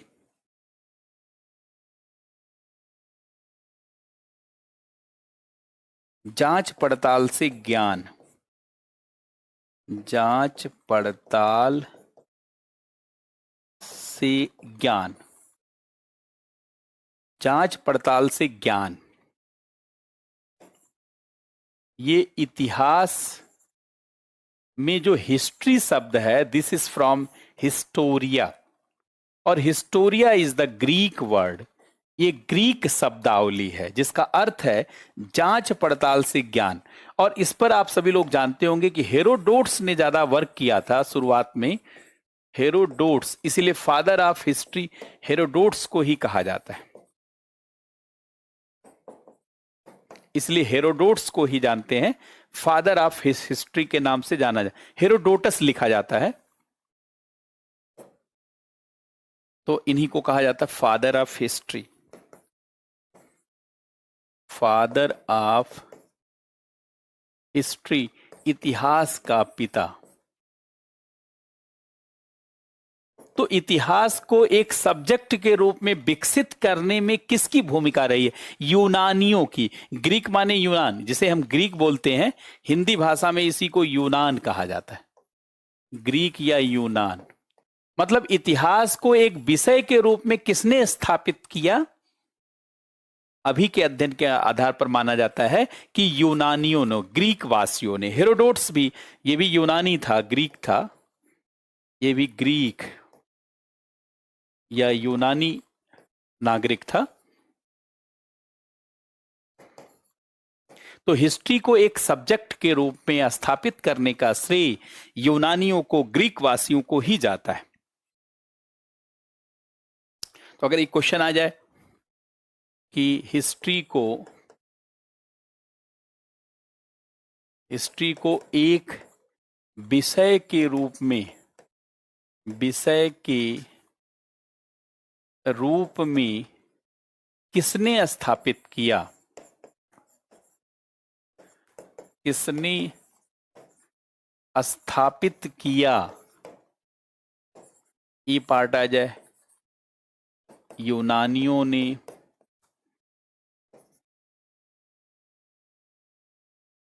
Roman लोगों ने, इसको ग्रीक, जो लिख के आएगा ग्रीक लोगों ने, रोमन माने इटली, रोमन लोगों ने,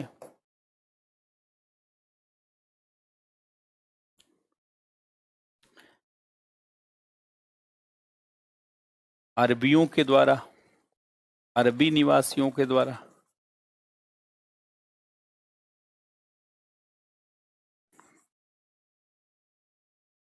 भारतीयों के द्वारा। तो क्या ऑप्शन हो जाएगा? बताते चलें, रिस्पॉन्स भी देते हुए चलें।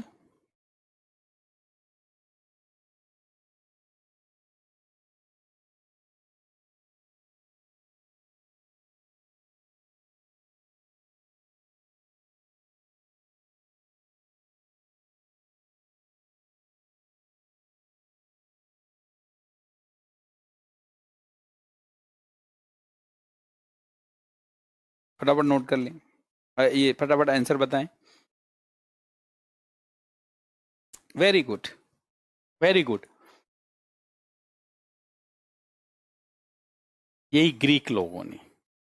और हिस्ट्री इटसेल्फ एक ग्रीक वर्ड है, हिस्ट्री हिस्टोरिया से बना है,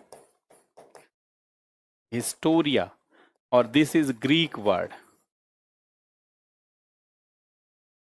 एक ग्रीक वर्ड है भैया।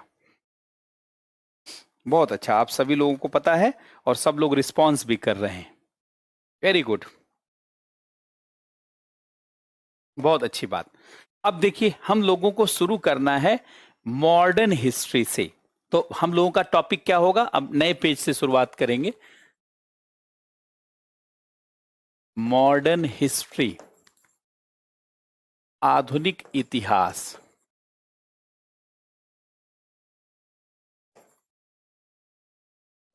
देखिए, आधुनिक इतिहास सामान्यतः माना जाता है कि 1757 के बाद, it is from 1757 after Plassey, war of Plassey, Plassey के बाद माना जाता है। लेकिन जानते हैं सामान्यतः आधुनिक भारत का इतिहास जब हम लोग पढ़ते हैं कंपटीशन की दृष्टि से, तो यूरोपीय कंपनियों के आगमन से ही इसकी शुरुआत होती है। अर्थात आधुनिक भारत का जो इतिहास है कि ये मान के चलिए कि 1600 से लेकर के 1947 तक, ये इस काल में आधुनिक इतिहास को पढ़ा जाता है। ये भारत में इसी जानते काल में पढ़ना है। अब देखिए ये 1600 से लेकर के 1947, इसी के बीच में जो अतीत की घटनाओं का निरंतरता के साथ अध्ययन है, वही आधुनिक भारत का इतिहास कहलाता है। अब बहुत ध्यान से एक एक वर्ड को सुनेंगे, क्योंकि सबसे पहले आधुनिक भारत के इतिहास को समझने की दृष्टि जानते पैदा की जाए। तो देखिए एक चार्ट बना लेंगे आप सभी लोग, फिर मैं बोलूंगा। देखिए मॉडर्न हिस्ट्री,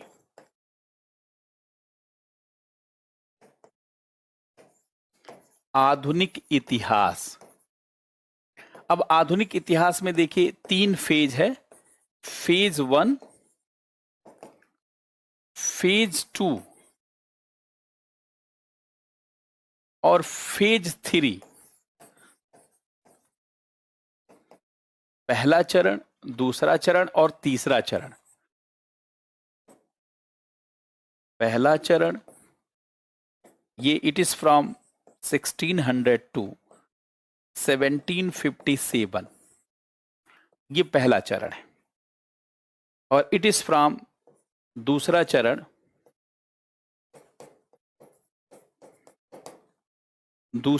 है 1757 से 1857, और तीसरा चरण ये 1857 से 1947।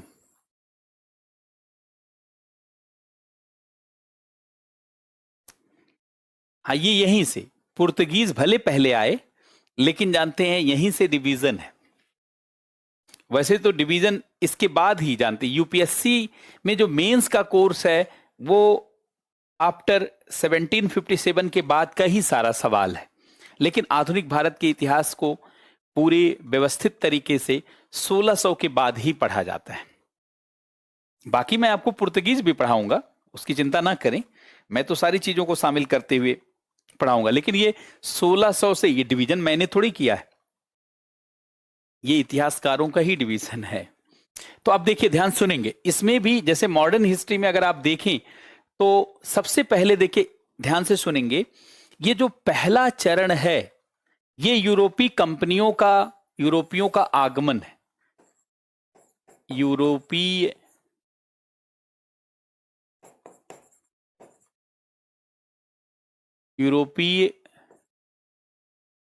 कंपनियों का आगमन, यूरोपीय कंपनियों का आगमन या यूरोपियों का आगमन, मैं कंपनियों लिख रहा हूं।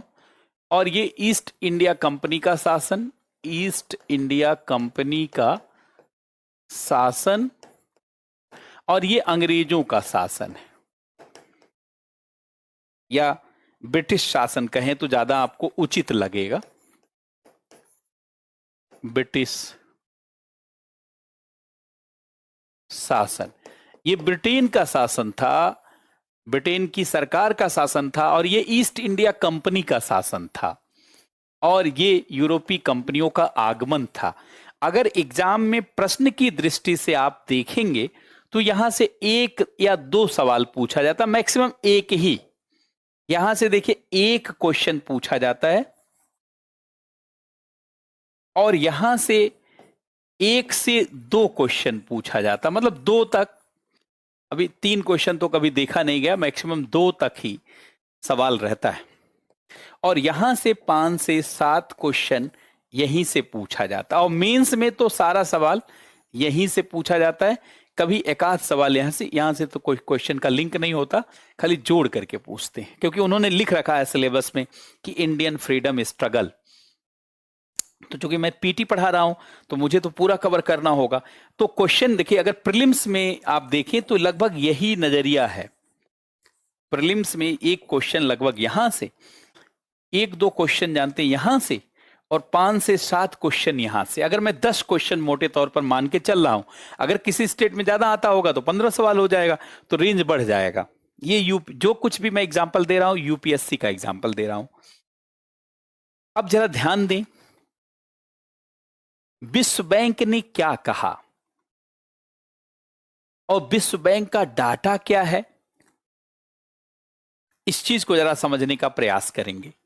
देखिए, वर्ल्ड बैंक क्या कहता है, और मैंने, अगर आपने इकोनॉमी पढ़ा होगा जो मैंने पढ़ाया था यूट्यूब पर भी और वैसे भी बजट पढ़ाते समय भी, तो वर्ल्ड बैंक का कहना है कि पहली शताब्दी से लेकर, फर्स्ट सेंचुरी से लेकर के 1750 तक भारत, जानते हैं, इंडियन इकोनॉमी ही सबसे बड़ी इकोनॉमी थी। मतलब इंडिया ही, भारत की अर्थव्यवस्था सबसे बड़ी थी, और 1750 से लेकर के 1950 तक, मतलब 45 तक, यहां तक ब्रिटिश इकोनॉमी सबसे बड़ी इकोनॉमी थी। ब्रिटिश इकोनॉमी सबसे बड़ी इकोनॉमी थी। और अब 1945 से लेकर अभी तक ये US economy is the king है। यूएस इकोनॉमी ही सबसे बड़ी इकोनॉमी है। यूनाइटेड स्टेट ऑफ अमेरिका, यही जानते हैं सबसे बड़ी अर्थव्यवस्था है। अर्थात पहले इंडिया किंग था। ये मेरा डाटा नहीं है, ये वर्ल्ड बैंक का डाटा। पहले कौन किंग था बोलिए? पहले Indian economy is the king economy, और इसके बाद ब्रिटेन ने लूटा पूरी दुनिया को, भारत को भी लूटा। और अभी तो भारत के विदेश मंत्री ने डाटा भी बताया, और अपना डाटा नहीं बताया। 45 ट्रिलियन डॉलर भारत से लूट करके अंग्रेज ले गए। वर्तमान में पूरी दुनिया की इकोनॉमी ही 90 ट्रिलियन डॉलर है। तो पहले भारत, जानते, किंग था इकोनॉमी के हिसाब से, धन के हिसाब से। देखिए, इकोनॉमी के हिसाब से, और यहां मैं जीडीपी लिख दूं तो इससे आपको अच्छा लगेगा। देखिए, इंडिया किंग था, इंडिया किंग कब से कब तक किंग? पहली शताब्दी से लेकर के भैया 1750 तक। तो क्लियर है, मतलब लिखने के लिए तो ऐसे 18th सेंचुरी तक लिखा जाता है, यहां तक। और ब्रिटेन किंग था, ब्रिटिश किंग थे, मतलब यूके किंग लिख देते हैं शार्ट में। यूके किंग था, ये 19th से लेकर के 20th के मिड तक, 1950 तक, मतलब 1945 तक, द्वितीय विश्व युद्ध के पहले तक। और यूएसए किंग है 1945 से लेकर के अभी तक। और वर्ल्ड बैंक का डाटा है कि पूरी दुनिया की लगभग 24.5% GDP, 24.5% of world GDP Bharat के पास थी। और संयोग से देखिए, यही वर्तमान में यही 24% जीडीपी अमेरिका के पास पूरी दुनिया की है। उस समय दुनिया की सबसे ज्यादा जीडीपी किसके पास थी बोलिए? भारत के पास थी। तो वर्तमान में आप कहां जाना चाहते हैं?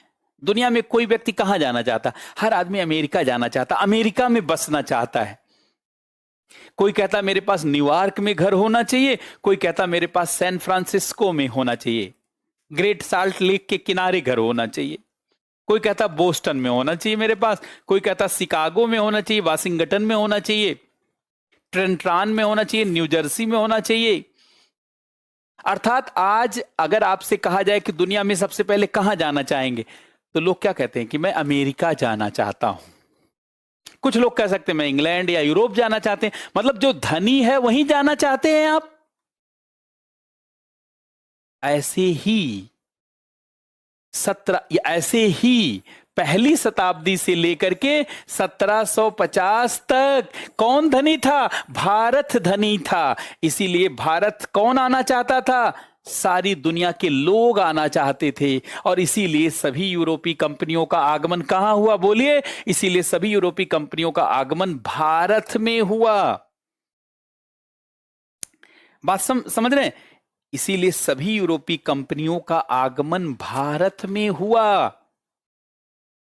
क्योंकि भारत जानते हैं पूरी दुनिया की अर्थव्यवस्था का किंग था। और यही कारण है कि भारत में तमाम देशों की कंपनियां आने लगी। तमाम देशों की कंपनियां आने लगी। ये देखिए कंपनियों के आने का क्रम है, बात करेंगे अलग से। ये यूरोपीय कंपनियां देखिए, पुर्तगीज कंपनी आई, फिर अंग्रेज कंपनी आई, फिर डच कंपनी आई, फिर डेनिश कंपनी आई, फिर फ्रांसीसी कंपनी आई, और फिर स्वीडिश कंपनी आई।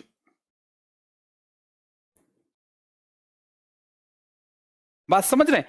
फिर इस तरीके से ये सारा देखिए, इस तरीके से भारत में कंपनियों का आगमन हुआ, क्योंकि भारत में लाभ था, भारत से व्यापार करने पर लाभ था। भारत में आना एकदम खुशी का अवसर था। जैसे कोई जाता अमेरिका, फोटो खिंचा के आता, कहता देखिए ये न्यूयॉर्क में जब मैं था फला जगह। ऐसे ही उस समय भारत का जलवा था। भारत सबको अच्छा लगता था। भारत सबको अच्छा लगता था। अब देखिए यूरोपियों के आने का क्रम, ध्यान दें, यूरोपियों के आने का क्रम। सबसे पहले पुर्तगाली आए, फिर डच आए, फिर ब्रिटिश आए, फिर डेनिश आए, फिर फ्रेंच आए, फिर स्वीडिश। और कंपनियों का, पुर्तगाली आई कंपनी, फिर ब्रिटिश आई, डच आई, डेन आई, फ्रेंच आई। ये सब सवाल पूछा जाता है, ये सब मैं करवाऊंगा, कौन पहले आया, क्या आया। लेकिन आया क्यों? क्योंकि भारत में उसके पास अवसर था, और भारत में उसके पास अवसर था तो सारे लोग आ रहे थे, सारी कंपनी आ रही थी, व्यापार करना चाह रही थी, कोठी बनाना चाह रही थी। कोठी माने ऑफिस खोलना, कारखाना खोलना चाह रहे थे। और इसीलिए ये लोग भारत में आए। और जब भारत में आए तो आपस में लाभ को लेकर के झगड़ा हुआ कि भैया मेरे पास ज्यादा लाभ होना चाहिए, मेरे पास ज्यादा लाभ होना चाहिए, मेरे पास। अंग्रेजी कंपनी ईस्ट इंडिया कंपनी कह रही मेरे पास होना चाहिए, फ्रेंच कंपनियां कह रही मेरे पास होना चाहिए, और डेनिश कंपनी कह रही मेरे पास होना चाहिए, डच कंपनी कह रही मेरे पास होना चाहिए। और हो गया युद्ध, बेदरा का युद्ध, पांडीवास का युद्ध। ये सब चीज हम लोग चर्चा करेंगे। अर्थात इस तरीके से ये दौर हुआ, और अंततः जानते हैं ये 1757 प्लासी का युद्ध, ये मैं बहुत निर्णायक मानता हूं। देखिए 1757 प्लासी का युद्ध, प्लासी का युद्ध भारत के भाग्य का फैसला होने वाला था। लेकिन आप जानते हैं मैदान में कम लोग लड़ रहे थे, तमाशा ज्यादा लोग देख रहे थे। ये वही प्लासी का युद्ध है। मुगलों ने ईस्ट इंडिया कंपनी को दीवानी का अधिकार, इससे पहले ईस्ट इंडिया कंपनी व्यापारी थी, व्यापार करती थी, और इसके बाद उसको दीवानी का अधिकार प्राप्त हो गया, टैक्स लेने का अधिकार प्राप्त हो गया, शासक बन गई। ये देखिए यहां पे ईस्ट इंडिया कंपनी, यहां ईस्ट इंडिया कंपनी बनी, और यहां पर देखिए ईस्ट इंडिया कंपनी शासक हो गई। ईस्ट इंडिया कंपनी को दीवानी का अधिकार प्राप्त हुआ। दीवानी का क्या अधिकार होता है सब मैं समझाऊंगा, क्योंकि बहुत सारे नए स्टूडेंट हैं वो उतने अच्छे से समझ नहीं पाते। तो ईस्ट इंडिया कंपनी को दीवानी का अधिकार प्राप्त हुआ। दीवानी का अधिकार प्राप्त हुआ, और यही जब दीवानी का अधिकार प्राप्त हुआ तो ईस्ट इंडिया कंपनी का शासन आ गया। कब तक ईस्ट इंडिया कंपनी का शासन था बोलिए? या इस दौर में ईस्ट इंडिया कंपनी का शासन, ईस्ट इंडिया कंपनी का शासन था। और इसके बाद 1858 से ब्रिटिश शासन आ गया। 1858 से ब्रिटिश शासन, यहां से ब्रिटिश शासन आया। क्या आप मेरी बात समझ पा रहे हैं? देखिए, सबसे पहले चीजों के प्रति नजरिया बदलना होगा। बिना नजरिया बदले, जानते हैं, नजारा नहीं बदला जा सकता। जब आपका नजरिया बदलेगा तभी, जानते हैं, आपका नजारा बदलेगा।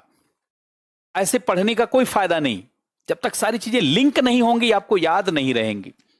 इतिहास में कुछ ऐसी घटनाएं हैं जिसे, जानते हैं, भुला नहीं सकते आप।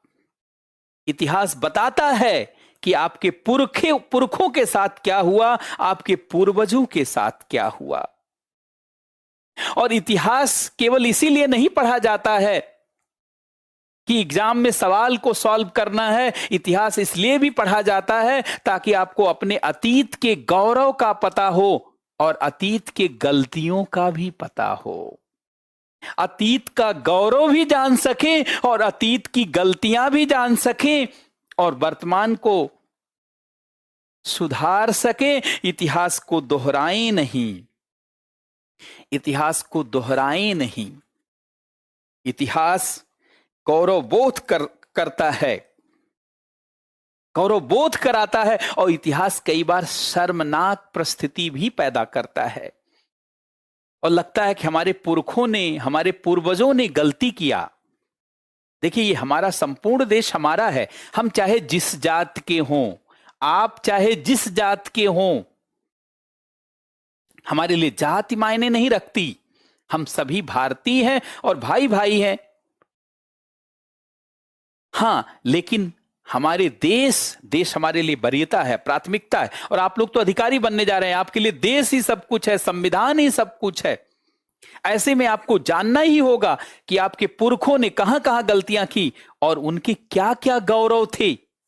जब इन सभी पहलुओं से आप रूबरू हो जाएंगे तो निश्चित रूप से आपके मन में चीजें बैठने लगेंगी। सीधे सीधे चीजों को रटना और सीधे सीधे, जानते, रूखी हुई चीजों को बैठाना,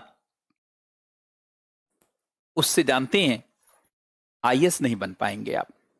आईएएस बनने के लिए सोच और समझ में क्रांति लाना होगा, मानसिक क्रांति अपने अंदर पैदा करना होगा, और तभी, जानते हैं, आप अपने सोच और समझ में बदलाव ला पाएंगे। और इसीलिए हमारा यहां पे हमारी पूरी कोशिश रहेगी कि इतिहास को आपके अंदर, जानते हैं, ब्लड में डाल दिया जाए और आपको कोई भुलवा भी ना पाए। कोई पूछे कि प्लासी का युद्ध भैया क्यों हुआ, तो आप बता दें, बेदरा का युद्ध क्यों हुआ, बांडीवास का युद्ध क्यों हुआ, बक्सर का युद्ध क्यों हुआ, इलाहाबाद की संधि क्यों हुई, या पिट्स इंडिया एक्ट क्यों आया, रेगुलेटिंग एक्ट क्यों आया, और कोई भी चीज, अर्थात जितने भी संदर्भ हैं वो आपकी बहुत क्लियर रहें। ये तभी संभव होगा जब चीजों के प्रति, जानते हैं, एक बार अच्छा नजरिया विकसित हो जाएगा। तो अब इससे आगे, लेकिन कल शुरुआत करेंगे। अभी शुरुआत में आपकी क्लास 1.5 घंटे के आसपास ही लेकर के चलेंगे। सीडीपीओ का भी एक एग्जाम है 15 को, कुछ बच्चों का, ताकि छूटे नहीं, जानते हैं। तो और पूरा बर्डन लेकर के नहीं पढ़ना है, इंटरेस्ट बना करके पढ़ना है। नोट्स में, जानते हैं, 2 ही चीज लिखिए, लेकिन दोनों चीजें आत्मसात हो।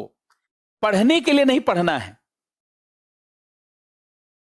महसूस करने के लिए पढ़ना है, सोच और समझ को बदलने के लिए पढ़ना है, कोई बर्डन डाल के नहीं पढ़ना है। तो आज के इस सेशन में जो लोग जुड़े रहे, सबको बहुत बहुत धन्यवाद। एक चीज और है, आप सभी लोग, आपसे जुड़े जो लोग हैं, जो एडमिशन नहीं ले पाए हैं, उनको जरूर एक बार सूचित कीजिए, क्योंकि मेरा उद्देश्य ही है कि ग्रामीण क्षेत्र में रहने वाले जो बच्चे हैं, उनके जीवन में महापरिवर्तन किया जा सके और एक बहुत बड़े बदलाव की नींव रखी जा सके। सोच और समझ में बदलाव ला करके एग्जाम में ना केवल पास करने के लिए जानते पहल किया जाए, बल्कि इतिहास बनाने के लिए पहल किया जाए। तो एक बार अपने से जुड़े हुए सभी लोगों को बताएंगे, अभी जो लोग एडमिशन नहीं ले पाए हैं, जल्दी से जल्दी एडमिशन ले सकते हैं और अपने सोच समझ को बेहतर करने की दिशा में एक क्रांति कर सकते हैं। अच्छा, एक और बहुत महत्वपूर्ण बात है, जैसा कि आप लोगों ने सुना भी होगा, बीपीएससी का जो सिलेबस जानते हैं यूपीएससी जैसा होने वाला है, अर्थात बीपीएससी का सिलेबस बदलने वाला है और ऐसा माना जा रहा है कि 1-2 महीने के अंदर ही जानते चेंज हो जाएगा। तो इस नाते अब यूपीएससी के डायमेंशन से अगर पढ़ेंगे तो बीपीएससी वालों को फायदा, और यूपी पीसीएस का सिलेबस यूपीएससी जैसा है ही, तो इस तरीके से जानते हैं हम लोग एक बड़े पहल की तरफ बढ़ेंगे। सबको बहुत बहुत धन्यवाद। अच्छा, एक चीज और है, जिनका ज्योग्राफी ऑप्शनल है, क्योंकि मैं स्वयं ज्योग्राफी पढ़ा रहा हूं ऑप्शनल, और अब मेंस का पार्ट शुरू हो गया। जैसा मेंस का सिलेबस है वैसा शुरुआत हमने किया है, आज सिलेबस का डिस्कशन किया। तो जिन्होंने ज्योग्राफी, जिनका ऑप्शनल क्लियर नहीं है, मतलब जिन्होंने कोई दूसरा ऑप्शनल नहीं लिया है, वो जरूर ज्योग्राफी ऑप्शनल लें, क्योंकि वो मैं स्वयं पढ़ा रहा हूं और मैं पूरी तरीके से जानते हैं आपके लेवल को डेवलप करने में सक्षम हूं। हाँ, जिन्होंने कोई ऑप्शनल पहले से ले लिया है वो मेरे निर्णय से, वो मेरे जानते हैं वो निर्णय नहीं बदलेंगे, लेकिन हाँ, जिनका ऑप्शनल कमजोर है, जिनके ऑप्शनल में नंबर नहीं आ रहे हैं, या जिनका जो ऑप्शनल को महसूस नहीं कर पाते, किताबी ढंग से पढ़ रहे हैं, उन सभी लोगों से मेरा आग्रह है कि ज्योग्राफी ऑप्शनल लीजिए। 6 बजे से लेकर के ज्योग्राफी ऑप्शनल आपका 1.5-पौने 2 घंटे चलेगा, और ये जानते हैं 8 से 10 बजे कम से कम 2 घंटे के आसपास ये चलेगा आपका जीएस। और इस तरीके से हम लोग सारे सिलेबस को करेंगे कवर और बहुत बेहतरीन स्थिति में जानते पढ़ाई को आगे ले जाएंगे। ऐसी पढ़ाई करेंगे जिससे आपको कभी नहीं लगेगा कि दोबारा इस चीज को पढ़ा जाए। आपकी सोच और समझ में बहुत बड़ा बदलाव होगा। तो सबको बहुत बहुत धन्यवाद, सबको बहुत बहुत नमस्कार।